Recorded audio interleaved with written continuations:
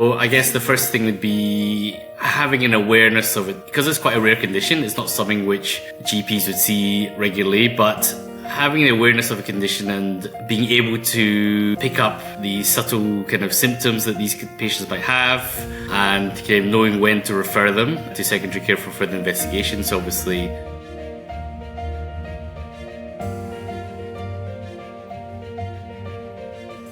Hi everyone, my name's Dr. Laxmi Iyengar, and today I'll be interviewing Dr. Weng Tak Poon.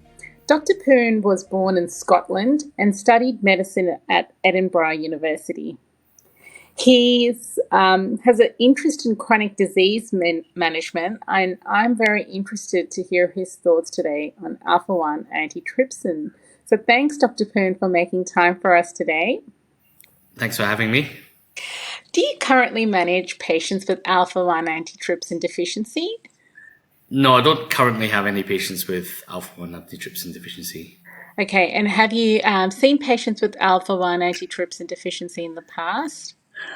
I think many years ago, I may have had one patient who had it, but she was primarily managed by secondary care. So I wasn't particularly involved in the care of this condition. Yeah, me too. I work in general practice myself, and I would say I share similar thoughts. I don't actively manage many patients with Alpha-1 Antitrypsin Deficiency because they're generally referred to as specialists. But I do recall that as an intern, I met a patient in her 60s who told me that it was almost 30 years before she was diagnosed. So she kept going to her doctor saying she had asthma, and she was written off as having asthma for many years. And I think, unfortunately, that's the case with many, many, many patients. Yes. So can I ask, what do you see as a GP's role in managing patients with Alpha-1 Antitrypsin Deficiency? That's a good question. So I guess the first thing would be having an awareness of it because it's quite a rare condition. It's not something which GPs would see regularly, but having the awareness of a condition and, as you say, being able to pick up the subtle kind of symptoms that these patients might have and kind of knowing when to refer them to secondary care for further investigations. Obviously, patients who are having frequent exacerbations, non-smokers, particularly young patients who, are getting more severe illness than you would think that they should be having. I think those are the patients that I'd be suspicious of and would be wanting a specialist opinion. So that would probably be the first thing. And then secondary, I guess, the patients who have been diagnosed, I think the GP play a really important role in obviously immunizations, preventative care, referring them in with allied health, and just general support. Because obviously with any chronic illness, there comes a lot of, comorbidities, be it mental health and support. I think the GP would play a key role in those things as well. Okay. As a GP, you're probably aware that Alpha-1 antitrypsin level testing is Medicare subsidized. Would you consider Alpha-1 antitrypsin level testing, and when would you consider doing so? To be honest, I probably wouldn't, because I'm probably not confident and probably don't have enough education around it. I think if I were more knowledgeable about it, I probably would. But with my current education level on it, if I was suspicious about somebody having that condition, I'd probably look at referring them to secondary care. Yeah, I must say I did the same thing recently for all of those reasons that you mentioned earlier quite correctly. So I had a young patient who had presented a couple of times for asthma exacerbation. She was a patient in her 20s. And I also, my first instinct was to refer her to a respiratory physician to exclude other sinister causes such as Alpha-1 Antitrypsin Deficiency. So yes, that's a really important point that you've raised, but you've also touched on another important point, that the awareness for Alpha-1 level antitrypsin level testing is not there. And also we hesitate because it's an acute phase reaction and the levels might not necessarily be that accurate in clinical practice, which is why we tend to refer to specialists. What are some important aspects of patient-centered care you would incorporate when managing patients with alpha-1 antitrypsin deficiency?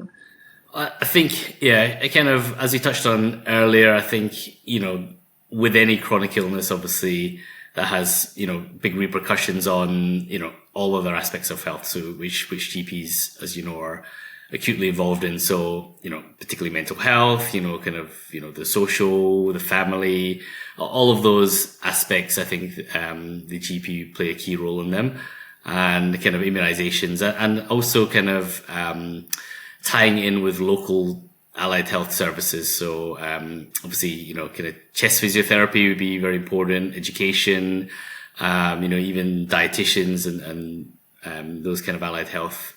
So I think the GPs, well poised in the local community to kind of know, the good providers in the area, and kind of would be a good person to coordinate, the patient's care. And also, I guess, would be the first point of call, because, it's easier to get in with the GP than the specialist. So, going in to see the GP, getting maybe some initial management, and deciding whether or not that needs to be escalated or not. I think that would be probably a key role as well that the GP could play. Excellent points. How would a chronic disease management plan, how could we tailor that better for patients with alpha-1 antitrypsin deficiency? Yeah, so the chronic disease management plan obviously would allow us to incorporate some allied health professionals into the patient's care. So, as mentioned before, I think physiotherapy would be a key one, obviously, and, education as well. So I think, teaching the physiotherapists to be able to teach the patients how to kind of do their own chest physio. Mm-hmm. And that's probably the primary one. I think diet, maybe a dietitian might have a role as well. But the main one would probably be the physiotherapist. So I think, as mentioned, the GP knows which physiotherapists are in the local vicinity. I would know which physiotherapists have kind of special areas of interest as well, so we'd be able to refer them to an appropriate providers. Yeah, and absolutely. And earlier on, you touched on, the impact on mental health as well from having a chronic disease such as alpha-1 antitrypsin, which obviously the patient didn't ask for. They're born with this. And knowing that there aren't a lot of specific treatments out there. So, for example, there is alpha-1 augmentation therapy. However, that's not Medicare subsidized. So it's out of reach out of most patients because it can cost up to $100,000 per year. Wow. Yeah. So finally, as GPs, what role can we play to advocate for patients with alpha-1 antitrypsin deficiency? I think the GP plays a key role in, the patient journey, and they're the center point of their care. So I think they are the first point of call for patients. If they are feeling physically unwell from their, from the condition, if it's having other impacts on their life, I think the GP is the gatekeeper, the primary person they would go to, and then obviously could then funnel off to, various other specialists or providers. So I think that's kind of the key role is the being that first person, that one point of patient care where the patient can kind of look for guidance and kind of speak to the GP. Absolutely, and it's a condition that affects every facet of their life, as you touched on earlier. There's complications from treatments such as, osteoporosis from chronic steroid use. There's the impact on mental health that you talked about. And also, the symptoms of the disease, the recurrent respiratory infections, the impact on the liver. So as you say, GPs are really well suited because, we're trained to provide comprehensive whole person care. So I think you hit that in a nutshell. So thank you very much, Dr. Poon, for your time. I really, really appreciate this. And hopefully we can work together to improve the care for our patients with alpha-1 antitrypsin deficiency. Thank you so much for your time. No, thank you for having me.